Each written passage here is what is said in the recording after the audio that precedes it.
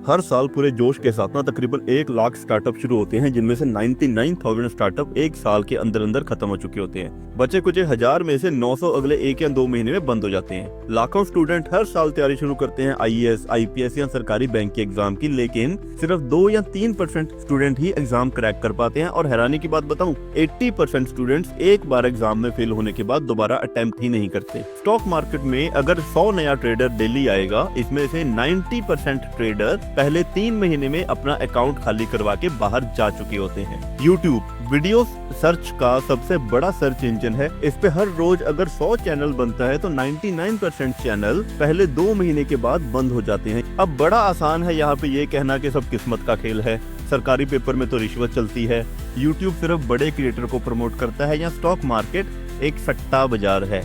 और यकीन मानो, मैं खुद इन सभी स्टेटमेंट से गुजर चुका हूँ। लेकिन आज का ये वीडियो तुम्हें उस रियलिटी से मिलवाएगा जो तुम्हारे दिमाग के घोड़े खोल देगी। कहीं ना कहीं तुम भी इसी से रिलेट करोगे, बिकॉज किस्मत को दोष देने वाली गलती तुमने भी जरूर की होगी। कामयाब होने के लिए टैलेंट, स्किल या नॉलेज जो भी चाहिए वो सब कुछ तुम्हारे पास है। टाइम 24 घंटे होते हैं सबके पास, तो फिर ऐसा क्यों होता है कि कुछ लोग अगर किस्मत को दोष देते रह जाते हैं तो कुछ लोग ऐसे भी होते हैं जो कि आसमान की बुलंदी को हासिल करते हैं। चलिए सिंपल तरीके से समझते हैं एक जापानीज फार्मर की स्टोरी के साथ। कमेंट करना कि किस पार्ट के साथ तुम अपने आप को रिलेट कर पा रहे हो। तो जापान के एक गांव में बहुत ही बढ़िया किसान रहते थे। वो लोग चावल और सब्जी की खेती करते थे। एक बार उस गांव में राजा का एक आदमी आया। उसने एक सभा बुलाई और सभी किसानों को सलाह दी कि उन्हें अब बांस की खेती शुरू करनी चाहिए।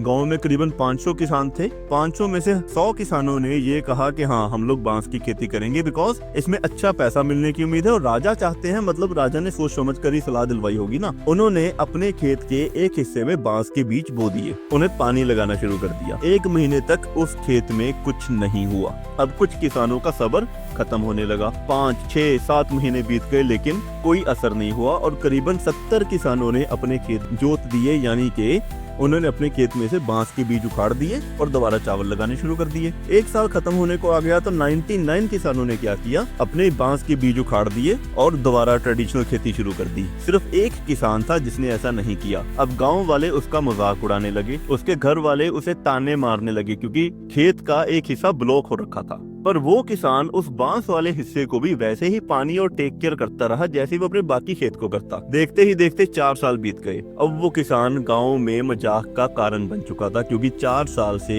उनका खेत खाली पड़ा था। लेकिन किसी को ये नहीं पता था कि उस किसान ने कुछ ऐसा नोट एंड ऑब्जर्व किया है जो कि शायद कोई नहीं कर पाया। 5 साल बीत गए उसे अपना मजाक उड़वाते उड़वाते। 5 साल के बाद उस खेत के हिस्से में घास का पहला तिनका उगा। लोगों ने अब भी मजाक उड़ाया कि ये देखो 5 साल की मेहनत की कीमत, घास का एक तिनका। अगली सुबह तक वो पूरे का पूरा खेत घास के छोटे छोटे तिनकों से भर गया। 3 दिन पूरे होने से पहले पहले बांस के पौधे उस किसान की कमर तक आने लगे और जैसे ही 7वां दिन खत्म हुआ, वही पौधे 25-25 फीट के हो गए। गाँव वाले ये देख के हैरान रह गए। सभी ने कहा कि ये तो किस्मत का धनी है, क्योंकि बांस ने उसे इतनी इनकम दे दी जितनी पूरे गांव ने पिछले 5 साल में मिलकर भी नहीं कमाई थी। तो राजा के आदमी आए उसके पास, उन्होंने पूछा कि तुमने हार क्यों नहीं मानी। तो उसने कहा कि जब पहले किसान ने अपने बीज उखाड़े ना, तो बीजों के आसपास छोटी छोटी सी जड़ें थी, बड़ी बारीक बारीक। तो मैंने वो देखा कि हल्की हल्की जड़ें तो हैं। तो जब 99th किसान ने अपने बीज उखाड़े, मैंने देखा कि वो जड़ें थोड़ी सी मोटी हो चुकी हैं। मतलब ग्रोथ तो शायद है, लेकिन बहुत